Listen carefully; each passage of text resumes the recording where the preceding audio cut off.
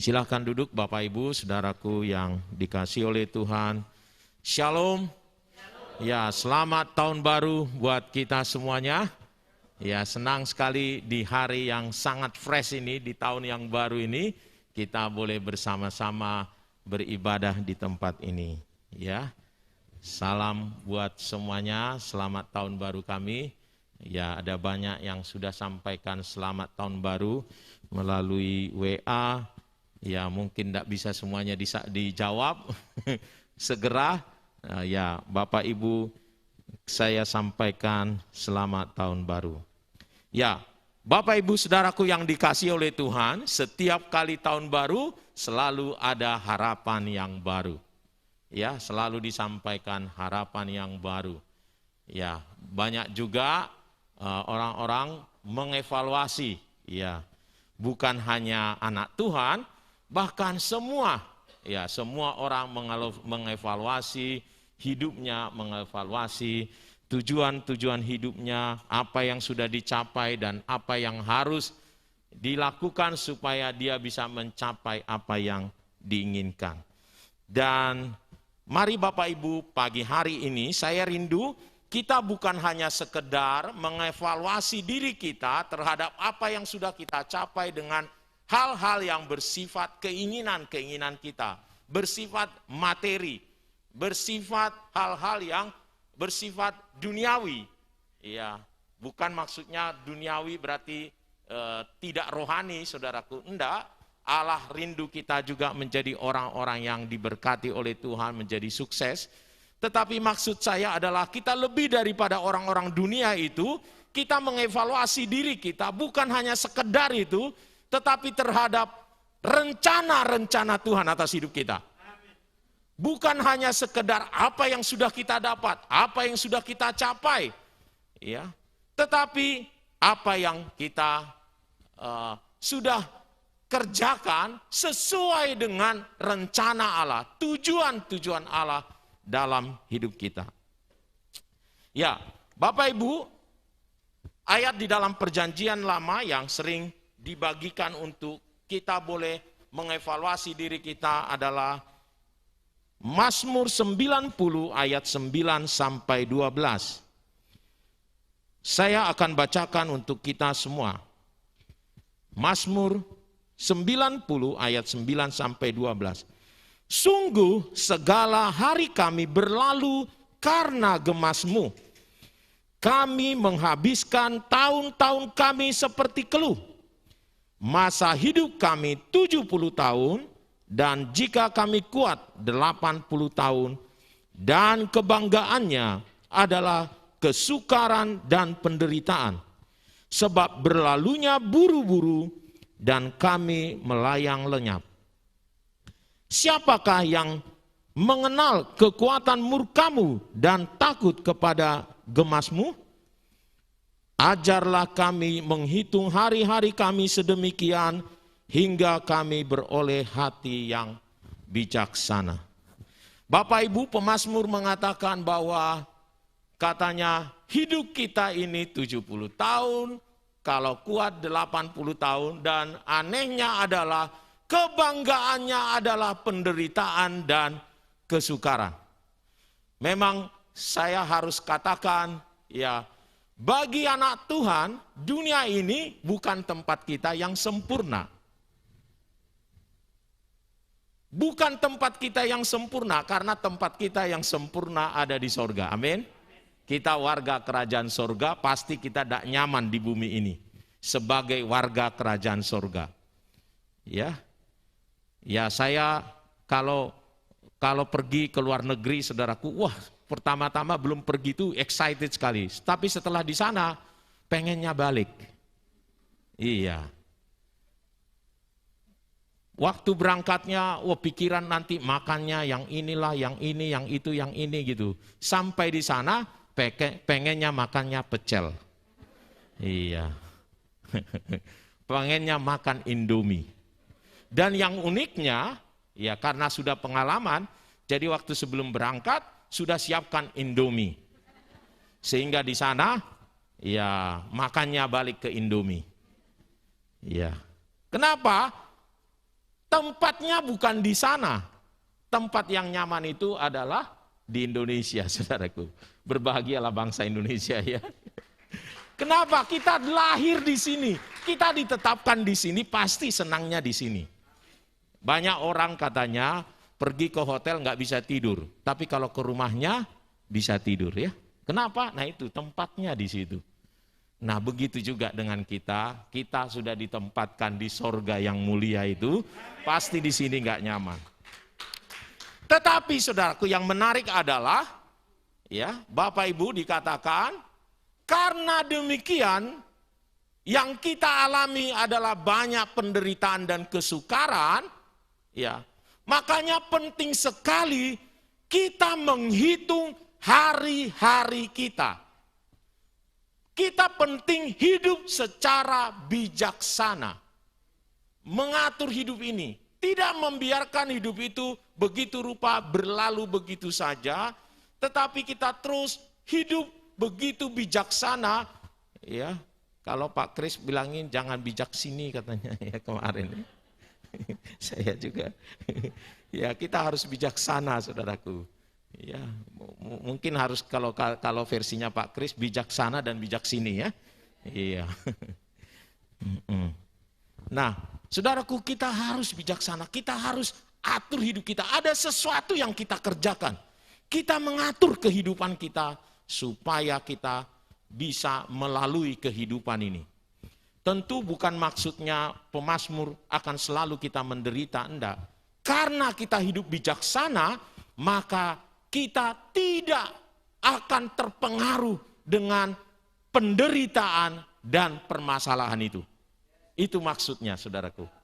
Jadi perlu sekali bijaksana karena hidup ini memang persoalan. Memang kesulitan saudaraku. Ya, memang kesulitan. Tetapi kalau kita bijaksana, maka kita melaluinya dengan sukacita. Ya, ingat pemazmur berkata, sekalipun aku berjalan dalam lembah kekelaman, aku tidak takut bahaya. Ya, jadi tidak ada masalah. Badai boleh datang, kita bisa berjalan di atas air. Amin. Puji Tuhan. Nah, ayat di dalam perjanjian baru menegaskannya, saudaraku. Ya, Efesus 5 ayat yang ke-16. Karena itu katanya, perhatikanlah dengan seksama bagaimana kamu hidup. Janganlah seperti orang bebal, tetapi seperti orang arif. Jangan, kalau di dalam terjemahan yang lain, jangan seperti orang kebanyakan. Ya, kalau sekarang kita lihat misalnya, saudaraku, saya percaya setiap kita terima WhatsApp pesan, semoga tahun depan akan lebih baik daripada tahun ini. Kalau sekarang semoga tahun baru ini lebih baik daripada tahun 2021.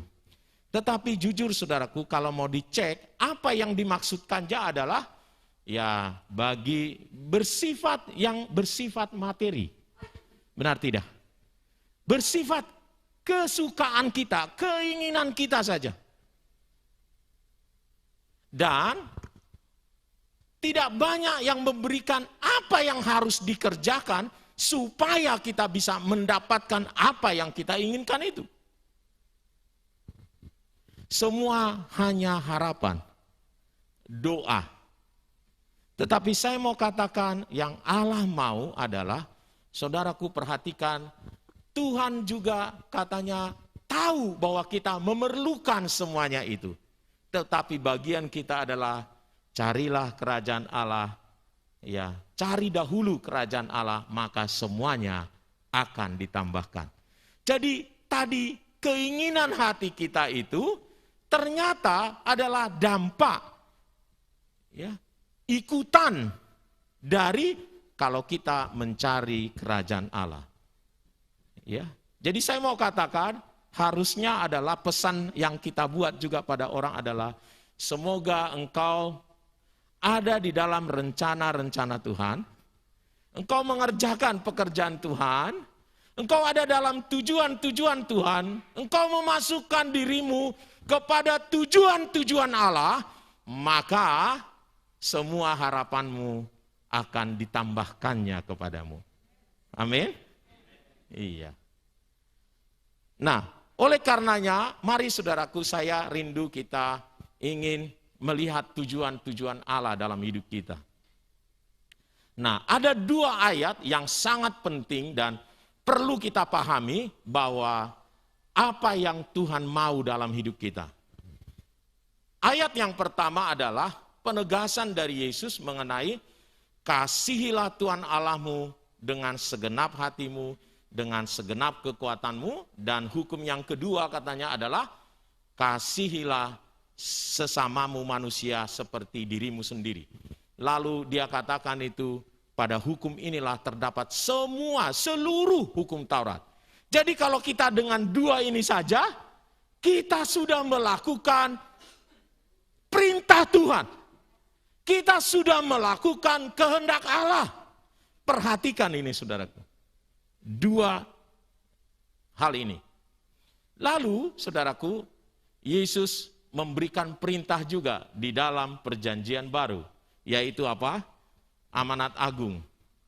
Ya, dia katakan, karena itu pergilah, jadikanlah semua bangsa muridku, dan ketahuilah, pergilah, jadikanlah semua bangsa muridku, baptislah mereka dalam nama Bapa, Anak, dan Roh Kudus, ya, dan ketahuilah aku menyertai kamu sampai kepada akhir zaman. Nah, ada 2 ayat ini yang menjadi tolak ukur kita untuk mengerjakan segala sesuatu apa yang Tuhan kehendaki. Dan ini menjadi juga tolak ukur apa yang kita coba evaluasi. Apakah kita sudah ada di sana atau tidak? Supaya tadi, kalau kita memenuhi ini, berarti kita sudah mencari dahulu kerajaan Allah, maka kita akan dapatkan semua yang kita harapkan, kita doakan pada Tuhan. Ya. Nah, apa itu? Itulah yang dikenal dengan ada 5 di sini nih. 5 tujuan-tujuan Allah dalam hidup kita. Ya. Tadi ayat yang pertama tadi ya saudaraku, kasihilah Tuhan Allahmu dengan segenap hatimu. Ini berarti adalah kita direncanakan untuk kesenangan Tuhan. Tuhan menciptakan kita adalah untuk kesenangannya, untuk mengasihi Dia, membuat Dia senang. Ya, kalau kita mengasihi berarti membuat Dia senang. Mengasihi, melakukan semua perintahnya, kata kalau dalam Yohanes ya. Mengasihi adalah katanya inti penyembahan kita itu adalah tanda kasih kita kepada Tuhan. Tetapi penyembahan yang sempurna bukan hanya dengan pujian kita kepada Tuhan, tetapi memberikan hidup kita sepenuhnya. Roma 12 ayat 1. Menyerahkan, mempersembahkan hidup kita itu sebagai persembahan yang kudus, yang berkenan kepada Allah. Nah sekarang mari kita coba apakah kita betul-betul mengasihi Tuhan. Taat kepada Dia, mempersembahkan hidup kita sepenuhnya kepada Tuhan. Mari kita mempersembahkan hidup kita kepada Tuhan. Ini adalah tujuan kita yang pertama. Kalau kita, saudaraku, kita mempersembahkan hidup kita sepenuhnya. Ya. Sayangnya banyak orang tidak mengerti mempersembahkan hidupnya sepenuhnya kepada Tuhan. Seringkali lagunya kan, Tuhan aku mempersembahkan hidupku kepadamu. Tetapi bukan teman hidupku. Teman hidupku jangan diganggu-ganggu Tuhan. Itu urusan pribadi. Yang kedua, jangan cita-citaku. Jangan uangku. Jangan main gameku. Bagi anak-anak ya. Pokoknya banyaklah jangannya, tetapinya banyak. Padahal seluruh hidupku katanya, ku persembahkan kepadamu. Mari Bapak Ibu, tahun ini kita buat betul-betul kita menyerahkan hidup kita kepada Tuhan. Iya, bagi orang yang beruang, jangan dia bilang begini kadangnya, Tuhan aku persembahkan hidupku, tetapi bukan isi dompetku ya. Ya, wah. Mari saudaraku ya, kita betul-betul mempersembahkan hidup kita. Tahun 2022, ya, betul-betul kita mengalami kebangunan rohani, tahun di mana akan kita melihat Allah kita, Allah yang luar biasa itu melalui mengasihi Dia, mempersembahkan hidup kita kepada Dia. Amin. Ya, kalau itu kita lakukan, semuanya ditambahkan. Amin ya. Kayaknya kurang ini. Tujuan yang pertama, saudaraku, ini ada 5, tapi saya mau cepat aja. Ada 5, sabar ya. Yang kedua adalah kasihilah sesamamu manusia seperti dirimu sendiri. Kita ini diciptakan untuk ternyata mengasihi orang lain. Iya, untuk mengasihi orang lain, saudaraku. Seperti diri kita sendiri. Nah, banyak orang berhenti hanya mengasihi dirinya sendiri. Itu baik, saudaraku. Kita tahu mengasihi diri kita sendiri. Dan Allah sebenarnya menciptakan kita itu supaya kita mengasihi diri kita sendiri. Karena apa? Perintahnya kepada kita adalah supaya kita bisa mengasihi orang lain itu seperti mengasihi kita sendiri. Jangan salah, saudaraku. Allah merangsang hidup kita supaya kita cintakan diri kita, bangga. Iya, hidung jambu tidak masalah, ya. Iya, modelnya jambu tidak masalah. Iya, supaya saya bisa mengasihi banyak orang bukan karena kegantengannya, ya kan?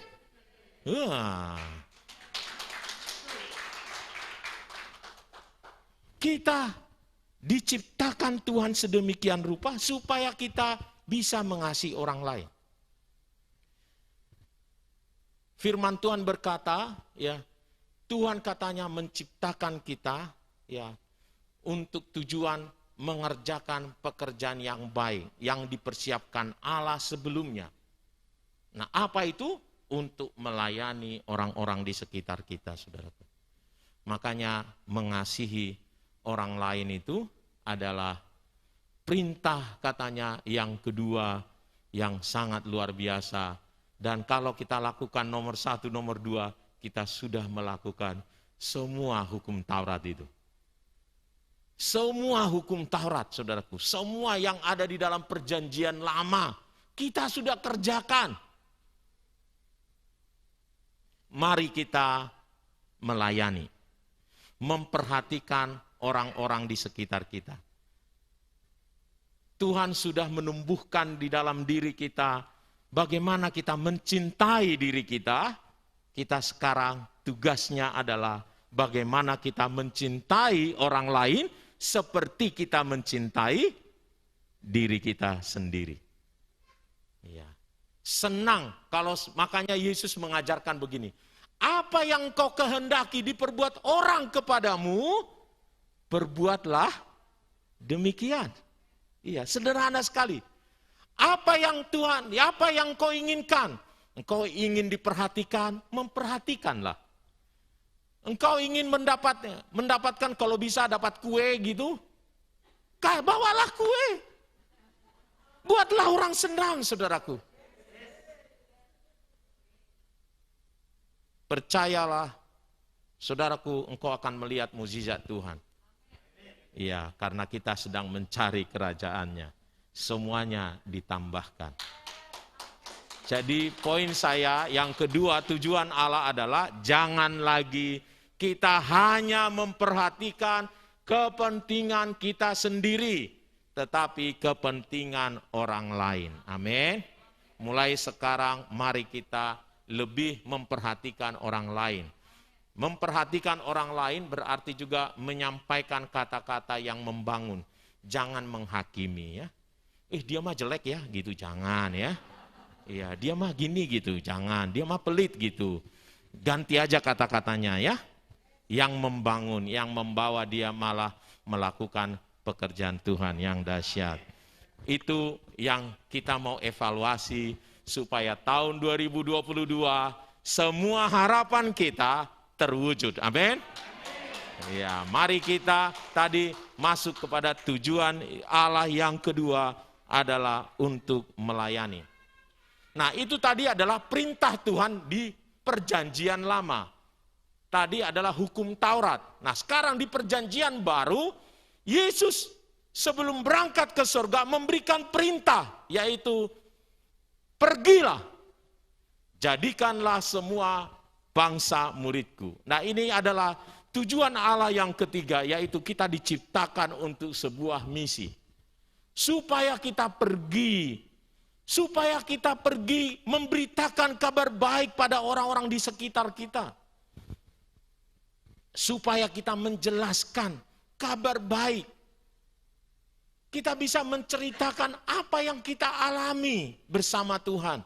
Supaya orang-orang di sekitar kita ini yang belum mengenal Tuhan, mereka juga mengenal Kristus, saudaraku. Ya. Jangan mengira, waduh, kalau kata misi, waduh ini pikirannya langsung ke desa-desa, kemana gitu. Enggak. Misi itu artinya melanjutkan pekerjaan Tuhan, saudaraku. Tuhan Yesus datang ke dunia ini punya misi. Mati di kayu salib supaya banyak orang itu boleh diselamatkan. Supaya setiap orang itu yang percaya katanya bisa selamat. Lalu dia naik ke surga. Dia mengutus kita melanjutkan misinya. Memberitahu kepada dunia ini bahwa Yesus sudah mati untuk segala dosa manusia, sehingga dia bisa selamat, saudaraku. Sehingga dia bisa menerima pengampunan. Jangan mau jadi jemaat terus. Jangan merasa, waduh saya ini belum punya kemampuan untuk menjelaskan itu. Ya, ini sederhana sekali. Sampaikan apa yang kau alami bersama Tuhan. Bawa orang-orang di sekitarmu kepada Tuhan, saudaraku. Kalau engkau melakukan tujuan Allah dalam hidupmu, Tuhan akan perlengkapi engkau dengan segala yang engkau perlu. Kenapa? Karena engkau menjadi alatnya. Engkau menjadi pekerjanya, saudaraku. Jadi, mari buat tahun ini, Tuhan urapi aku mau menceritakan kasih-Mu yang luar biasa itu kepada teman-teman kuliahku, teman sekerjaku, tetangga-tetangga satu PKK dengan saya. Iya. Tuhan akan memberikan hikmat bagimu bagaimana menjelaskan kabar baik pada mereka. Saya sangat percaya Roh Kudus akan menolong kita menyampaikan kabar baik itu, kabar sukacita itu kepada orang-orang di sekitar kita, saudara. Ya, jadi bersemangat. Itu yang ketiga. Jadi kalau mau direnungkan, apakah kita hanya simpan sendiri nih kasih Tuhan dalam hidup kita ini? Ya. Nah, yang ketiga, keempat, saudaraku. Firman Tuhan katakan, baptislah mereka, katanya. Ya. Saudaraku, baptisan adalah kelanjutan dari seseorang mengikrarkan bahwa Yesus adalah Tuhan Juru Selamatnya. Dan karena dia mengikrarkan Yesus adalah Tuhan, dia menjadi anaknya. Ketika seseorang menjadi anaknya, dia menjadi bagian dari keluarga Allah. Ya, Yohanes 1:12, jadi siapa yang menerimanya diberi kuasa untuk menjadi anak-anak Allah. Nah, oleh karenanya dia menjadi bagian dari keluarga Allah. Nah, tujuan yang keempat dalam hidup kita adalah kita ini adalah bagian dari keluarga Allah. Ya. Nah, itu sebabnya saudaraku ada gereja. Gereja itu menjadi komunitas keluarga Allah. Ya, keluarga Allah. Di mana di sana tujuan keluarga Allah itu adalah supaya kita bisa saling memperhatikan, saling membangun dalam kasih dan dalam pekerjaan baik. Nah, sekarang pertanyaannya adalah, apakah kita sudah menjadi bagian dari keluarga Allah? Ya, banyak saudaraku orang-orang yang percaya kepada Tuhan hanya namanya Kristen. Pengunjung setia dari gereja, tetapi dia jarang sekali mengkomitkan diri. ya, menjadi bagian dari keluarga Allah di sana. Mengapa penting sekali menjadi bagian keluarga? Karena tadi panggilan kita diciptakan untuk keluarga Allah. Apa itu? Kita jadi mengikatkan diri kita menjadi bagian dari keluarga Allah, di mana kita saling memperhatikan, saling mendorong dalam kasih dan dalam pekerjaan baik. Ya. Itu sebabnya saudaraku, gereja berbeda dengan keyakinan yang lain. Kalau keyakinan yang lain saudaraku, ya dia datang ke tempat ibadah, duduk, dengar, pulang. Datang, duduk, dengar, pulang. Enggak. Gereja tidak demikian. Gereja adalah bukan hanya sekedar bersama-sama bernyanyi, berdoa bersama, atau ada banyak orang berkata mendengar firman Tuhan, itu saja tidak. Gereja adalah tempat kita bersama-sama untuk saling memperhatikan, saling mendorong dalam kasih dan dalam pekerjaan baik. Itu sebabnya kita harus berkomitmen, mengambil komitmen, saya ini adalah keluarga saya. Ya. Saya saudaraku, walaupun karena teknologi sekarang, Michael di Jogja ya, kami saat teduh melalui Zoom bisa ya, melalui video call gitu bisa ya. Kami, ayo mari kita saat teduh, ya oke, kamu baca firman Tuhan, baca dia dari sana gitu. Tetapi tetap ada yang kurang. Benar gak saudaraku?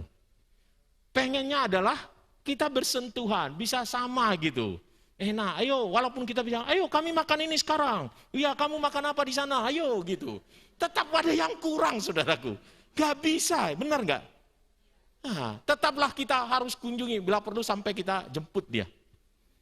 Iya, karena pengen ketemu. Jadi aneh bin ajaib kalau ada banyak anak Tuhan sekarang gara-gara pandemi ini, jadi nyaman.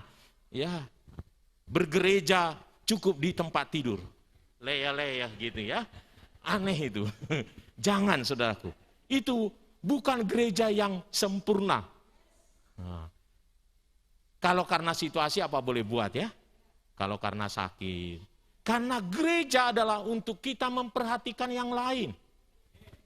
Bukan datang pulang gitu. Enggak saudaraku. Karena itu adalah keluarga. Ya, itu adalah keluarga. Mari kita menjadi keluarga. Amin. Nah, mari kita menjadi keluarga. Itu adalah tujuan Allah yang keempat, saudaraku. Menjadi keluarga. Jadi kalau mari kita renungkan dulu, apakah selama ini saya datang ke gereja untuk memperhatikan orang lain? Nah, atau cuman datang dan pulang? Ya. Kalau demikian, mari kita berubah. 2022, aku tidak sama lagi. Amin. Saling memperhatikan. Ya, mari kita saling memperhatikan. Ya. Kalau ada roti dari rumah boleh dibawa. Ya. Ya, ini kita memulai nih tahun baru ini, ya saya lihat kemarin juga ada bawa, masing-masing jemaat membawa kue ya, perjamuan kasih ya, luar biasa. Nah mari kita tingkatkan saudaraku untuk saling memperhatikan, saling mendorong dalam kasih dan dalam pekerjaan baik. Jangan sampai nanti kita ketemu di pasar, tanya-tanya, kamu orang Kristen ya? Iya. Kamu gereja di mana? Oh saya gereja di GKKD, di Bubaan. Hah? Saya juga di sana? Ya aneh bin ajaib kalau begitu ya. Nah kalau begitu nggak jalan tuh. Ibaratnya sama dengan saya ketemu Michael gitu. Mike kamu tinggal di mana? Di Permata. Hah? Di mana di Permata? Gitu. di rumahnya Pak Oscar. Hah? Kamu nggak tahu siapa Pak Oscar? Ya. Aduh, haleluya ya. Iya. Nah, kita merasa itu tidak mungkin, tetapi banyak di gereja itu mungkin. Ya. Ya, saya berharap ya kita tidak hanya sebagai anggota yang datang dan pulang, tetapi mari kita saling memperhatikan. Mari kita memberikan kontribusi kita bagi keluarga ini. Amin. Ya, anak-anak muda, ya apa yang bisa talentanya gitu ya, ya digunakan untuk bisa bersama-sama menjadi bagian dari keluarga. Ya, setiap orang, setiap anggota keluarga itu mempunyai peranan sendiri-sendiri. Jangan khawatir, ya. Tidak ada yang terlalu kecil dan tidak ada yang terlalu besar. Setiap anggota gereja itu mempunyai tugas dan fungsi yang sangat-sangat penting bagi pertumbuhan gereja. Amin. Ya. Nah, yang terakhir adalah dia katakan, ajarlah mereka melakukan segala sesuatu. Karena kita diciptakan untuk menjadi seperti Yesus. Kita harus terus bertumbuh ya dalam pemuridan, kita harus dimuridkan, mau diajar, dikonseling, saudaraku, supaya karakter Kristus bertumbuh dalam hidup kita. Supaya kita terus bertumbuh makin dewasa di dalam Tuhan. Ya, karakter-karakter kita diubahkan. Ya, saudaraku, kalau saya lihat di WA akhir tahun ini katanya ada 2 hal katanya ya. Growing old atau growing up. Kita ini tahun baru ini, apakah kita menjadi growing old atau growing up? Apa bedanya? Satu menjadi tua, satu lagi adalah menjadi dewasa.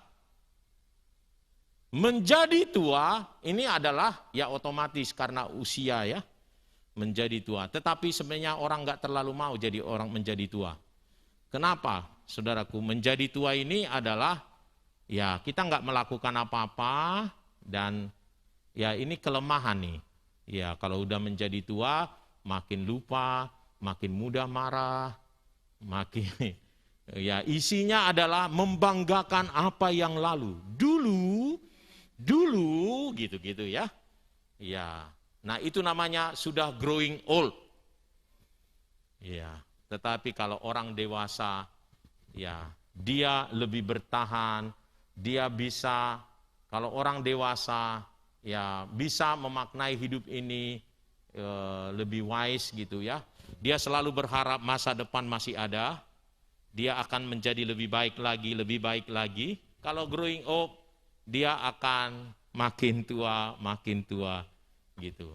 Jadi saya kemarin juga buat di dalam hati saya, saya bukan growing old, tetapi saya growing up. Ya, growing up. Iya, saya masih mempunyai harapan, saya masih berbuat sesuatu. Boleh banyak masalah ada, tetapi saya harus bertumbuh terus. Iya. Kalau 1 Korintus 13 ayat 11 katanya, ketika aku kanak-kanak, aku berpikir seperti kanak-kanak. Ya, aku merasa seperti kanak-kanak. Aku berkata-kata seperti kanak-kanak, tetapi setelah aku dewasa, aku meninggalkan sifat kanak-kanak itu. Jadi kalau saya mau jadi dewasa, tinggalkan sifat kanak-kanak. Apa itu? Kata-katanya tidak bisa dipegang. Itu anak-anak ya. Dia merasa, perasaan anak-anak adalah dia dikontrol oleh perasaannya. Kalau dia senang dia kerjakan, dia tidak senang tidak dikerjakan. Tetapi orang dewasa enggak begitu. Ya kan? Nah, yang ketiga adalah dia katakan, aku berpikir seperti kanak-kanak. Kalau dia kanak-kanak. Anak-anak ini pikirannya telat. Jadi dia melakukan sesuatu, baru dia berpikir. Ya, lihat api, menarik, pegang. Setelah panas, nah iya. Jadi dia bertindak dulu baru berpikir. Nah, kalau orang dewasa berpikir dulu baru bertindak. Mari kita menjadi orang-orang dewasa. Amin. Ya, mari kita. Nah, tahun 2022 akan menjadi lebih baik, saudaraku. Sehingga apa yang menjadi harapan kita, kalau 5 tujuan ini, dari perintah Tuhan yang sangat penting itu, dari 2 perintah itu, dari perjanjian lama dan perjanjian baru, wah ini akan luar biasa, saudaraku. Ada 5 tujuan Allah tadi, dari 2 ayat firman Tuhan, dari perjanjian lama, perjanjian baru itu. Ya, kasihlah Tuhan Allahmu, kasihi sesama manusia. Saya harus menyenangkan hati Tuhan, saya harus melayani orang-orang sesama saya. Orang-orang lain harus saya kasihi, harus saya layani. Dan yang kedua adalah dari perjanjian baru, perintah dari Tuhan kita Yesus adalah pergi dan jadikan semua bangsa muridku. Baptis mereka, ajar mereka melakukan segala sesuatu. Mari kita tahun ini, saudaraku ya, menyatakan kasih kita bagi orang-orang di sekitar kita. Bawa mereka menjadi bagian dari keluarga Allah. Muridkan mereka bahkan. Utus mereka berputar lagi. Itulah yang Tuhan rindukan bagi hidup kita. Kalau itu yang kita kerjakan, maka kita sedang mencari kerajaannya. Dan Allah akan menambahkan semuanya. Apa yang menjadi harapanmu tahun 2022 ini? Akan Tuhan buat mulus. Karena kita mengerjakannya berbeda, saudaraku. Karena kita menyenangkan hati Tuhan terlebih dahulu. Mencari kerajaan Allah terlebih dahulu. Tadi bintang-bintangnya, lanjut dulu. Ini. Ini jadi ingat ini, pertimbangkanlah. Mari renungkan dulu saudaraku ya. Apakah Tuhan sudah kita senangkan? Menjadi taat kepada Dia, mempersembahkan hidup kita kepada Dia, membuat Allah kita tersenyum kepada kita. Yang kedua adalah apakah kita sudah komit dan terlibat betul dalam gereja lokal di mana Tuhan tempatkan kita.